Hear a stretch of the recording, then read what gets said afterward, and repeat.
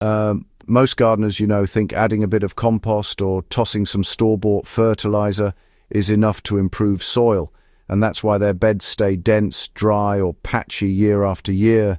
I've watched it happen over and over. Crops struggle, seedlings stall, and roots fail to spread. The problem isn't laziness or poor technique. It's that we've lost the understanding of what truly makes soil alive, rich, and workable.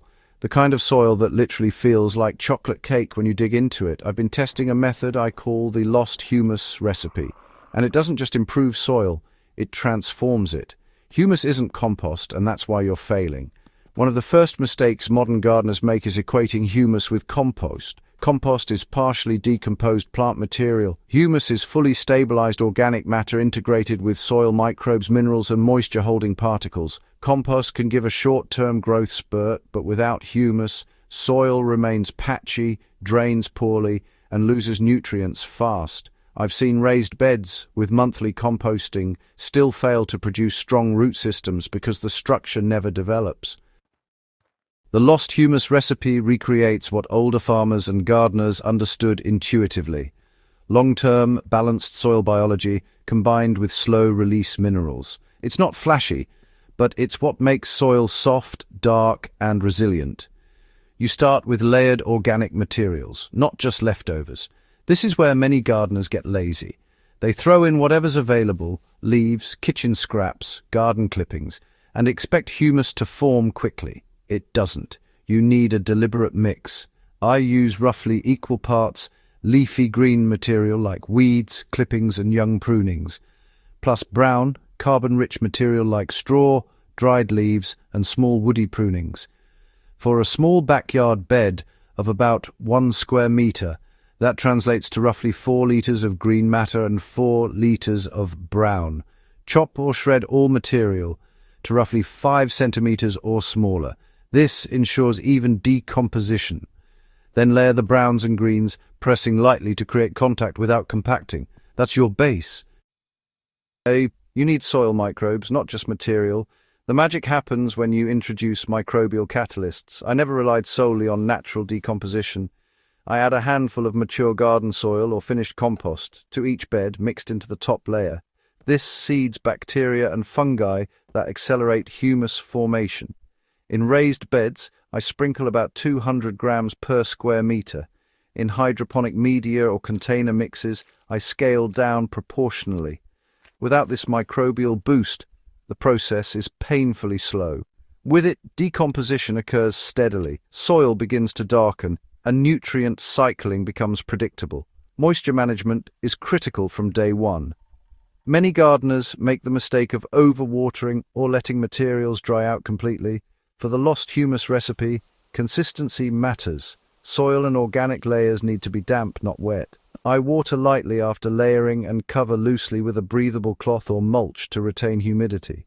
Over the first month, I check moisture every 2 to 3 days. Too wet, and materials anaerobically rot. Too dry, and microbial activity stalls. In raised beds, this takes about 2 to 3 liters per square meter per watering. For hydroponic media, I use a fine spray to avoid washing away microbial colonies. Patience is part of the recipe.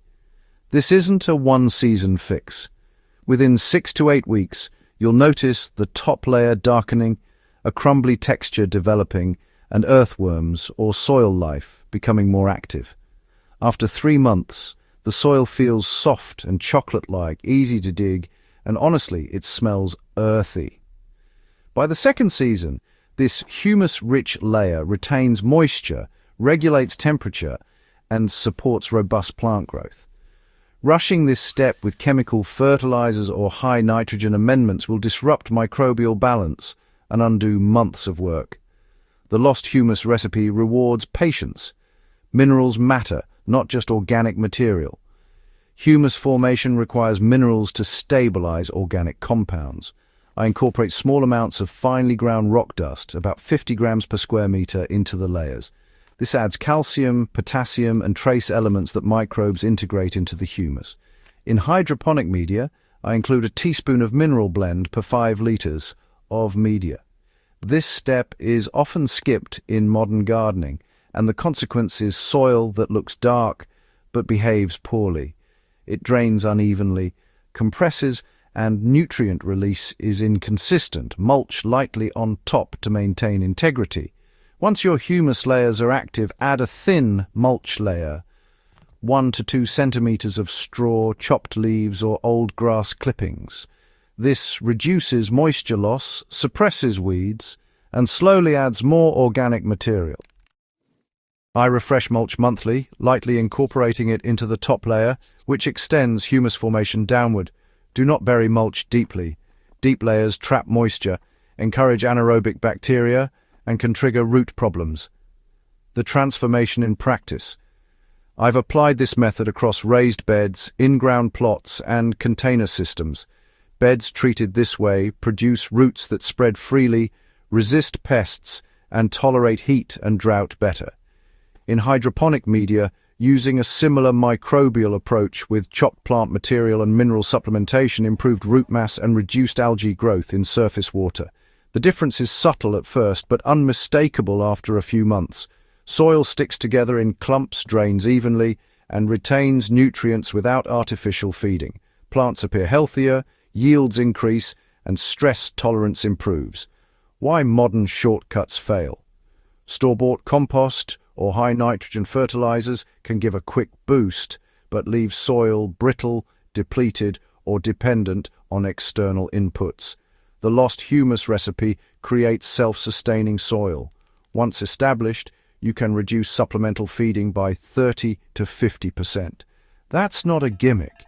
It's a return on investment in time, observation, and patience. Maintaining humus over time is simple. Top dress beds each season with small amounts of chopped greens and browns. Avoid tilling deeply, which disrupts fungal networks. Light incorporation of fresh material and a microbial boost every few months keeps humus active. I found that in my raised beds, annual addition of roughly 2 liters of chopped material per square meter maintains structure and fertility for multiple seasons without rebuilding layers from scratch. Why this matters for serious growers. Soil that feels like chocolate cake isn't just aesthetically pleasing, it functions. It regulates moisture, feeds plants consistently, suppresses stress, and supports beneficial life. That level of soil health isn't optional if you want consistent yields. The lost humus recipe isn't a quick hack. It's a system that rewards gardeners willing to build real, living soil. If you want your plants to thrive without constant firefighting, this approach delivers results season after season. Bringing it all together.